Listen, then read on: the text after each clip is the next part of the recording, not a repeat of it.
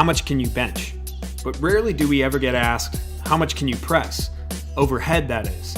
Well, though the latter of the two questions may seem odd in a pec-dominant fitness industry, the vertical press, or shoulder press, military press, strict press, whatever you want to call it, was the test of upper body strength.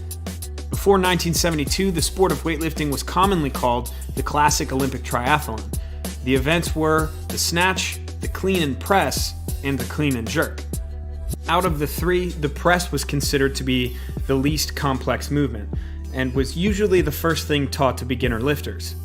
However, when the Soviet Union joined the International Weightlifting Federation in 1946, the competition and thirst for broken records ultimately led to the press's undoing.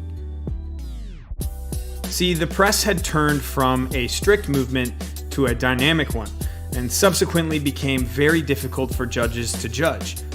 So, in 1972, the press was eliminated from competition, and thus began the classic Olympic biathlon, to which we still enjoy today.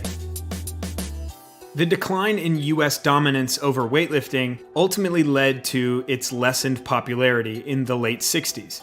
However, the weight room culture in the US had not died down one bit. Americans instead focused on bodybuilding and strength training, which led to the rise of powerlifting.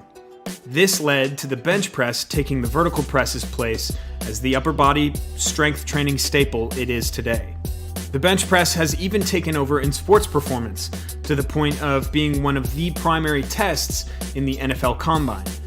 And even though the vertical barbell press has shown the greatest response in anterior delt growth, the anterior delt being a massive driver for upper body power, we rarely see sports teams incorporate the vertical press as a main training lift.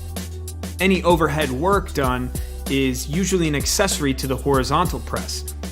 I think that coaches and the average gym goer usually follow a trend of avoiding overhead work and replacing it with something that will miss out on the stimulus entirely in the bench press.